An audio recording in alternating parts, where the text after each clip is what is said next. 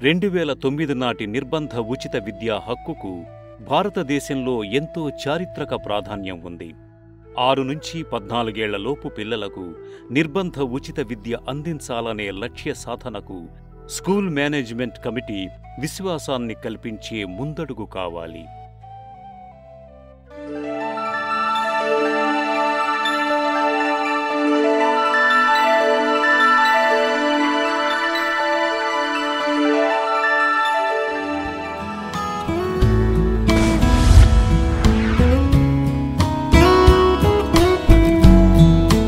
Unlike other sectors, education and possibly health, the quality of మిగతా రంగాల మాదిరి కాకుండా విద్యారంగం కోసం కేటాయించిన నిధులు ఎంత సమర్థంగా వినియోగిస్తున్నారనేది చాలా ముఖ్యమైన అంశం. మరోలా చెప్పాలంటే ఒక పాఠశాలకు ఉపాధ్యాయుడిని నియమించడం, మంచి భవనాలు నిర్మించడం, టాయిలెట్, మంచినీరు వంటి అన్ని రకాల సౌకర్యాలను కల్పించడమే కాదు, ఉపాధ్యాయులు సరిగ్గా బోధించడం, విద్యార్థులు సరైన పద్ధతిలో నేర్చుకోవడం వంటివి జరిగినప్పుడే మన ప్రయత్నాలు విజయవంతమైనట్టు. ఇలాంటి పరిస్థితుల్లోనే స్కూల్ మేనేజ్మెంట్ కమిటీలు ప్రధాన పాత్ర వహిస్తాయి. ఎక్కడైతే స్కూల్ మేనేజ్మెంట్ కమిటీలు పటిష్టంగా ఉన్నాయో, ఎక్కడైతే తల్లిదండ్రులు పాఠశాల కార్యక్రమాలపై శ్రద్ధ కనబరుస్తారో అక్కడ విద్యా ప్రమాణాలు బాగా మెరుగుపడడం మేము గమనించాం. adequate interest in the activities of the school and their wards, the quality of education improves considerably. అదే మా పిల్లలకి ఏమంటే ప్రాబ్లం అంటే ఒకటి ఫ్యాన్ లేదు స్కూల్లో, ఒకటి కుర్చీలు లేవు. फैन की सहूलत नहीं है, बच्चों को टॉयलेट का कुछ भी नहीं है, पानी पीने का नहीं है, खाना साफ नहीं आता यहाँ पे. మీరు టాయిలెట్స్ లేవన్నారు సార్, పక్కన టాయిలెట్స్ ఉన్నాయి సార్ చూడండి మీరు. అంటే కొంతమంది పెద్ద పిల్లలు మాత్రం వాడుకుంటున్నారు, అది చిన్న పిల్లలు మాత్రం బయటకు వెళ్ళిపోతారండి వాళ్ళు. వాస్తవం అది. ఇక్కడ ఫండ్ వస్తున్నాయి కదా, ఎంత ఇస్తున్నారు? ఎన్పిజిఎల్ ఫండ్స్ అని కొంత వస్తున్నాయండి, స్కూల్ గ్రాంట్ అని కొంత వస్తుంది. అందులో మా పిల్లల డ్రెస్సెస్ లేవు, ఏమన్నా ఏర్పాటు చేస్తారా? మన స్కూల్ ఇంచుమించుగా ప్రైవేట్ స్కూల్లో తయారు చేయాలని సార్ యొక్క మేడం యొక్క ఉద్దేశము.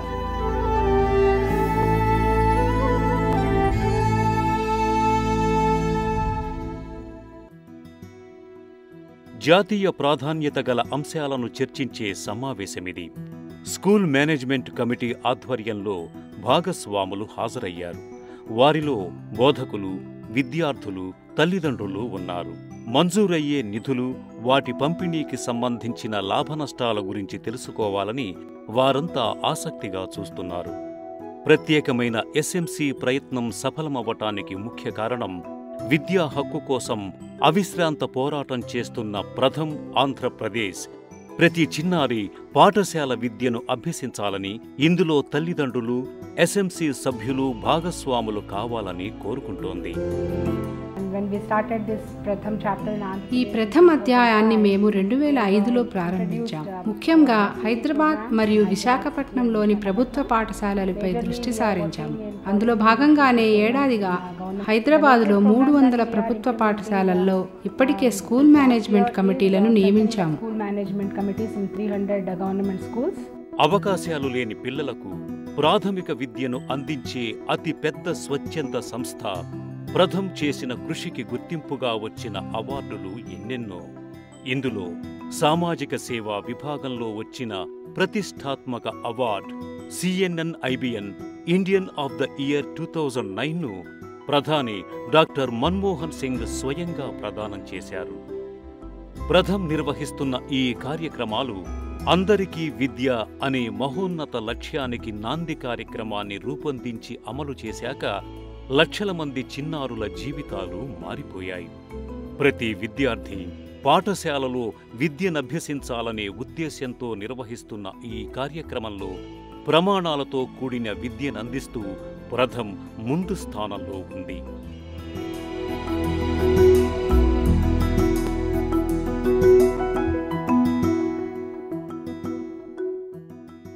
Committees in Hyderabad district, but this year by the foot of our collector, గతేడాది హైదరాబాద్లో స్కూల్ మేనేజ్మెంట్ కమిటీలు లేవు. కమిటీల పనితీరు బాగుంది. వీటి ఆవశ్యకతను గుర్తించిన జిల్లా కలెక్టర్ పాఠశాలల్లో పరిస్థితులు మెరుగుపడేందుకు కమిటీలను వినియోగించుకోవాలని నిర్ణయించారు. We found that a few things like we found that we could improve పాఠశాలల్లో విద్యార్థుల హాజరు శాతంతో పాటు ఉపాధ్యాయుల హాజరు శాతం బాగోలేదని గుర్తించాం. ఈ సమస్య ఆందోళన కలిగించే విషయం. అందుకే ప్రభుత్వం ప్రవేశపెట్టిన పథకాలను సరిగ్గా వినియోగించుకోవాలని నిధులు ఖర్చు చేసే అంశంపై కూడా చర్చ జరుగుతోంది. వీటన్నింటిపై స్కూల్ మేనేజ్మెంట్ కమిటీలు దృష్టి సారించాయి. పాఠశాలల్లో ఉన్న సమస్యల పరిష్కారానికి కృషి జరుగుతోంది. control over the activities in a school. విధానపరంగా స్కూల్ మేనేజ్మెంట్ కమిటీ ఏర్పాటు దేశంలోని ప్రాథమిక విద్యా విధానంలోనే ఒక మైలురాయి. మారుమూల ప్రాంతాల్లో అయితే ఈ ఎస్ఎంసి విధానం పాఠశాల నిర్వహణ తీరే మారిపోయింది.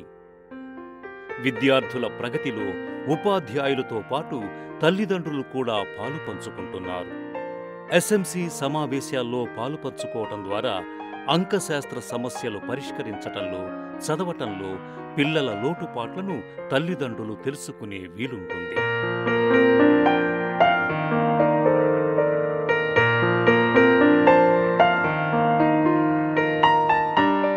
స్కూల్ మేనేజ్మెంట్ కమిటీ కాన్స్టిట్యూట్స్ ప్రాథమిక పాఠశాలల్లో 27 మంది, ఉన్నత పాఠశాలల్లో 32 మంది స్కూల్ మేనేజ్మెంట్ కమిటీల్లో సభ్యులుగా ఉంటారు. చదువుల్లో వెనుకబడిన వారితో పాటు మంచి ప్రతిభ కనపరిచే పిల్లల తల్లిదండ్రులు, ఎస్సీ ఎస్టీ మైనారిటీ విద్యార్థుల కుటుంబ సభ్యులు మరియు 50% మహిళలు ఈ కమిటీల్లో సభ్యులుగా ఉంటారు. గ్రామీణ ప్రాంతాల్లో సర్పంచ్, పట్టణ ప్రాంతాల్లో కార్పొరేటరు ఈ కమిటీకి అధ్యక్షునిగా ఉంటారు. వీరందరికీ పాఠశాల ప్రధానోపాధ్యాయుడు కన్వీనర్గా వ్యవహరిస్తారు. Corporator is a president. For this committee HM is a convener.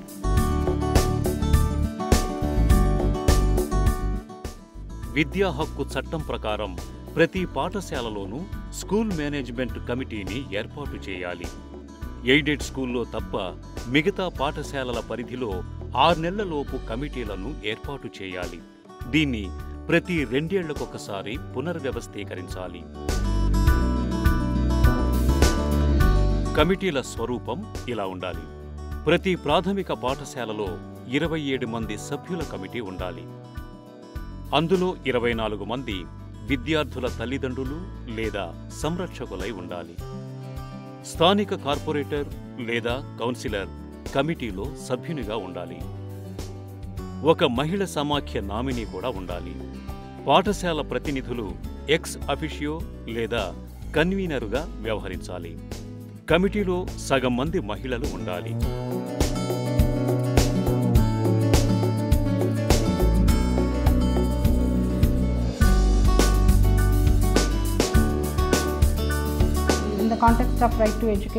విద్యా హక్కు చట్టం ప్రకారం హైదరాబాద్లో ఈ కార్యక్రమాన్ని మొదటిసారి ప్రారంభించాము. అక్కడ క్షేత్రస్థాయిలో వారితో ముచ్చటించాము. కొన్ని ప్రాంతాల్లో అవగాహన కార్యక్రమాలు, అభివృద్ధి చర్యలు చేపట్టాము.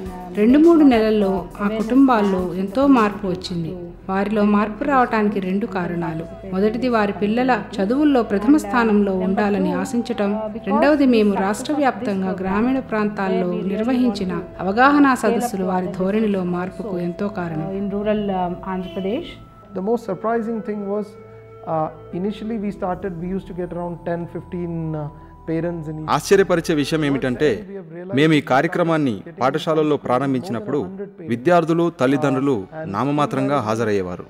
అయితే కార్యక్రమం ముగిసిన సమయానికి మాత్రం 100 మందికి పైగా కనిపించేవారు. కమిటీ నిర్వహించే కార్యక్రమాలను మరింత సమర్థవంతంగా నిర్వహించాలని అప్పుడే నిర్ణయించుకున్నాం. పరిష్కారానికి నోచుకొని సమస్యలను పరిష్కారం కోసం అధికారులు, ఉపాధ్యాయుల సహకారం తీసుకున్నాం. The local stakeholders were demanding certain things. ఈ ఎస్ఎంసి శాస్త్రీయంగా రూపొందించిన వ్యవస్థ. నెలకొకసారి తప్పనిసరిగా ఈ ఎస్ఎంసి సమావేశం కావాలి.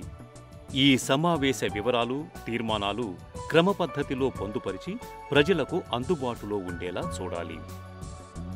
ఎస్ఎంసి విధులు: పరిసర ప్రాంతాల్లోని అర్హులైన పిల్లల జాబితాను రూపొందించటం, దగ్గర్లోని పాఠశాలల్లో పిల్లలను చేర్పించేలా తల్లిదండ్రులను ఒప్పించటం, చదవటం, రాయటం, చిన్న చిన్న గణిత సమస్యలు చేయగలిగేలా శిక్షణ ఇవ్వటం, విద్యార్థులు, ఉపాధ్యాయుల హాజరు పట్టీని తయారు చేయటం, మధ్యలో బడి మానేసే వారి సంఖ్యను ఎప్పటికప్పుడు సమీక్షించటం, మధ్యాహ్న భోజన పథకాన్ని పర్యవేక్షించటం, విధిగా అకౌంట్స్ను నిర్వహించటం, ఉపయోగకరమైన ఖచ్చితమైన పాఠశాల అభివృద్ధి ప్రణాళికను రూపొందించటం.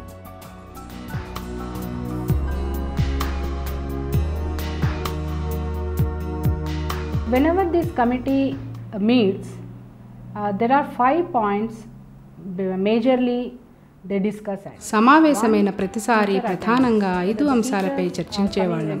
వాటిలో మొదటిది ఉపాధ్యాయులు సరిగా స్కూల్కి వస్తున్నారా రాలేదా, రెండవది పిల్లల హాజరు శాతం. ప్రతి వర్గానికి చెందిన ప్రతి పిల్లవాడు పాఠశాలలో తమ పేర్లు నమోదు చేసుకుని వారు ప్రతిరోజు స్కూల్కి వచ్చేలా చేయటం. మూడవది నాణ్యతతో కూడిన మధ్యాహ్న భోజన పంపిణీ జరిగేలా చూడటం. నాలుగవది పాఠశాల నిధులకు సంబంధించినది. ప్రభుత్వం నుంచి వివిధ సంస్థల నుంచి మంజూరైన నిధులను వినియోగించుకుని పాఠశాలలను అభివృద్ధి చేయటం. ఇక ఆఖరిది అతి ముఖ్యమైన అంశం ఏమిటంటే విద్యా ప్రమాణాలు. తల్లిదండ్రులు స్వయంగా తమ పిల్లల ప్రగతిని ఎప్పటికప్పుడు ఈ సమావేశాల ద్వారా పరీక్షించుకోవచ్చు. 5వ తరగతి విద్యార్థులు వారికి సరిపడా తెలివి కలిగి ఉన్నారా, సరియైన రీతిలో నేర్చుకుంటున్నారా, సరిగ్గా చదవగలుగుతున్నారా వంటి విషయాలను ఈ సమావేశాల ద్వారా పరీక్షించుకోవచ్చు. ఈ విషయాలన్నీ ఈ సమావేశాల్లో ఎంతో క్షుణ్ణంగా తల్లిదండ్రులు పరిశీలించవచ్చు.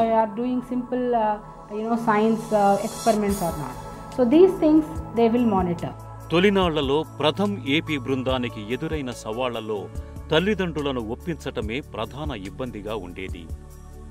ఎందుకంటే వారిలో చాలామంది రోజువారీ కూలీ చేసుకునేవారు. ఒకరోజు జీతాన్ని వదులుకొని సమావేశానికి హాజరయ్యే పరిస్థితి అప్పట్లో లేదు.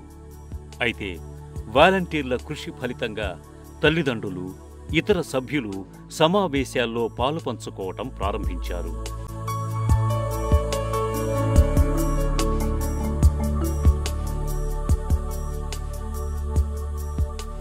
సాధించిన విజయాల్లో ముఖ్యంగా చెప్పుకోవలసింది ఏమిటంటే భాగస్వాములను అందరినీ ఒకే తాటిపైకి తీసుకురావటం. వారి పరిధిలో వారు నిర్వహించే కార్యకలాపాలు విస్తృతంగా ఉండటమే దీనికి కారణం. ఈ ఎస్ఎంసి సమావేశాలు మండలంలోని ప్రతి పాఠశాలలో ప్రతి నెల నిర్వహించారు. సంబంధిత మండలాల కోఆర్డినేటర్లతో కలిసి ప్రథమ్ కమ్యూనిటీ స్కూల్ మానిటర్స్ ప్రణాళిక రూపొందిస్తుంది. ఎంపిక చేసిన పాఠశాలల డిప్యూటీ ఇన్స్పెక్టర్లతో సమావేశాన్ని ఏర్పాటు చేస్తుంది. ఇది ప్రతి నెల మొదటి వారంలో జరుగుతుంది. ఈ పద్ధతిలో ఎస్ఎంసి రోజుకు 2 పాఠశాలల్లో కార్యక్రమాలు నిర్వహిస్తుంది.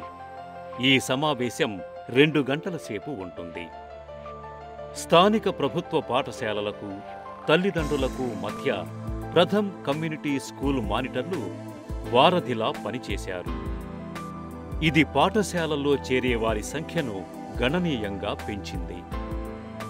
పాఠశాల అభివృద్ధి ప్రణాళికలో తల్లిదండ్రులు, ఉపాధ్యాయుల సమావేశాల ప్రాముఖ్యాన్ని, సభ్యులు నిర్వర్తించాల్సిన విధులను వివరించటం.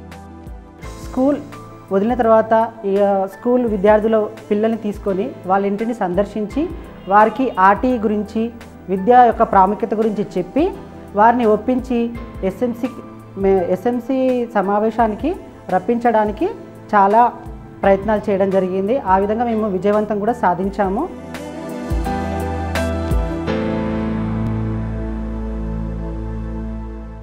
మా దగ్గరికి రెగ్యులర్గా ఆబ్సెంట్ అయ్యేటువంటి పిల్లల పేర్లు మేము ఎన్జిఓస్కి, మన ప్రథమ ఆర్గనైజేషన్కి ఇస్తే వాళ్ళ ఇంటికి వెళ్ళి ఆ పిల్లలందరినీ మోటివేట్ చేసి తీసుకురావడం చేస్తున్నారు.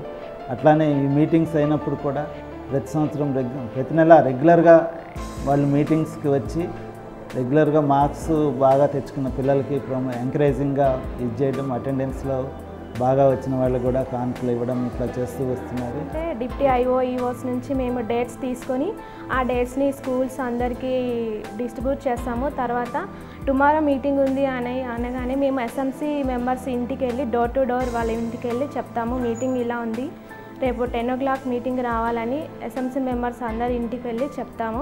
15-16 మెంబర్స్ ఎస్ఎంసి మెంబర్స్ ఉంటారు. టుమారో మీటింగ్ అనగానే మేము 9 వరకు స్కూల్లోకి వెళ్ళి మీటింగ్ స్టార్ట్ చేస్తాము. SMC members, parents, childrens, HMs, teachers, deputy EO, IOS, corporators అందరూ పాల్గొంటారు ఎస్ఎంసి మీటింగ్లో.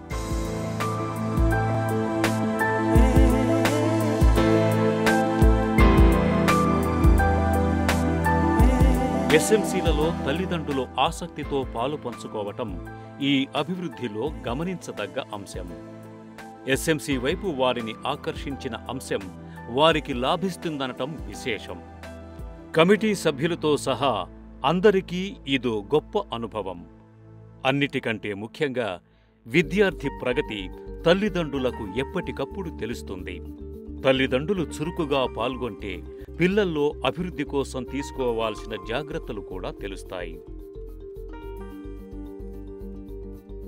तकरीबन शुरुआत में तो पेरेंट्स कम आते थे, हम जाके मोटिवेट किए.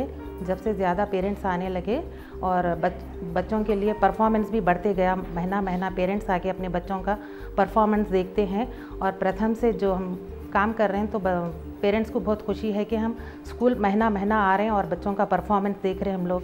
इसमें हम लोगों को डेवलपमेंट है और 8 महीने से तो पेरेंट्स मीटिंग चल रही है. इसमें ज़्यादातर पेरेंट्स इन्वॉल्व हो रहे हैं. ఎస్ఎంసీ మీటింగ్కి రావడం వలన పిల్లల గురించి, వాళ్ళ స్టడీ గురించి, వాళ్ళ బిహేవియర్ గురించి, స్కూల్లో మామూలుగా అంటే ఫెసిలిటీస్ ఏ విధంగా ఉన్నాయనేది బాగా మాకు అర్థమైందండి. घर में अगर कुछ काम भी रहा तो मैं छोड़ के पहले मीटिंग की तरफ ध्यान देती हूँ. क्यों बोलते मेरे बच्चे पढ़ना, आगे अच्छा बनना, मेरे ही क्या हर बच्चा पढ़ लिख के अच्छा काबिल बनना, बल्कि मैं मीटिंग की तरफ पहले ध्यान देती हूँ. काम वो छोड़ देती हूँ मैं घर का. तो ये पेरेंट्स आके पेरेंट्स का इन्वॉल्वमेंट एसएमसी के ज़रिए से होने की वजह से मिड डे मील भी अब अच्छा आ रहा, स्कूल में सफाई भी अच्छी हो रही, टीचर्स भी रेगुलर स्कूल को आ रहे और उनका परफॉर्मेंस भी टीचर्स का भी अच्छा रह रहा, क्योंकि पेरेंट्स भी बीच बीच में आके चेक कर रहे. तो स्कूल अब सिर्फ एचएम या टीचर्स का नहीं रहा, बल्कि पेरेंट्स का भी वो लोग में इन्वॉल्वमेंट हो गया और पेरेंट्स का भी स्कूल हो गया. और एसएमसी की वजह से स्कूल डेवलपमेंट में बहुत से बहुत अच्छी तरक्की हो गई.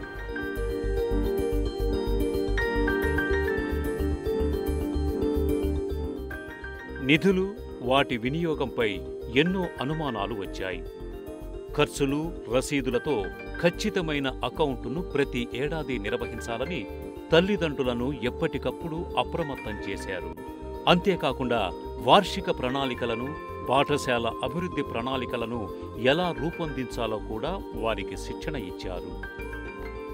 ఈ ఎస్డిపిలో ప్రతి ఏడాది తరగతుల వారీగా చేరేవారి వివరాలు, కొత్తగా చేర్చుకున్న అదనపు ఉపాధ్యాయులు, ఇతర మౌలిక సదుపాయాల ఏర్పాటు, పారిశుద్ధ్యం, పాఠశాల భద్రత, ఆరోగ్యం, వైద్యం వంటి వివరాలు ఉంటాయి. ఎస్ఎంసీ మీటింగ్ ప్రధాన ఉద్దేశము అసలు ఈ పాఠశాలకు ఎన్ని రూట్స్లలో ఏ విధంగా ఫండ్స్ వస్తున్నాయి, ఆ ఫండ్స్ని ఏ విధంగా యూటిలైజ్ చేస్తున్నారు అనే ప్రతి విషయం కూడా ఉపాధ్యాయులు మరి పై ఆఫీసర్స్ అందరూ కూడా పేరెంట్స్కు విపులంగా చెప్పడం జరుగుతుంది. అంటే గవర్నమెంట్ ఈ పిల్లల కోసం ఎంత మనీని స్పెండ్ చేస్తుంది, ఆ మనీ ఏ విధంగా స్పెండ్ చేస్తుంది, ఎన్ని రూట్లలో స్పెండ్ చేస్తుంది, అంటే ప్రతి విషయాన్ని పేరెంట్ తెలియడం వల్ల వాళ్ళలో ఒక అవగాహన అనేది పెరిగి పిల్లల్ని ప్రభుత్వ పాఠశాల పంపించడానికి, ఇష్టపూర్వకంగా వారు పంపించడానికి మాకు అవకాశం ఉంటుంది.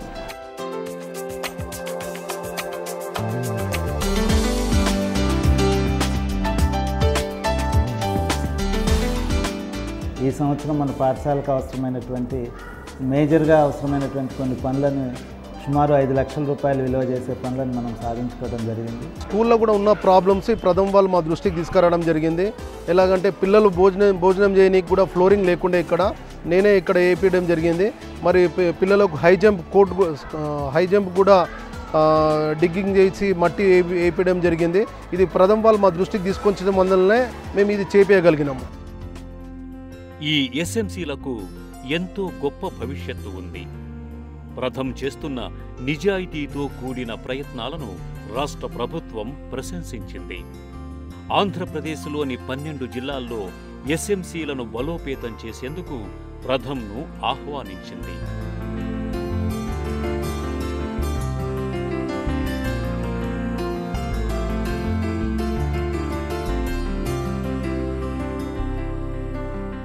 The Right to Education Act makes it mandatory that all schools have a school management committee, and these committees hold meetings regularly. విద్యా హక్కు చట్టం ప్రకారం ప్రతి పాఠశాలలోనూ స్కూల్ మేనేజ్మెంట్ కమిటీ ఉండాలి.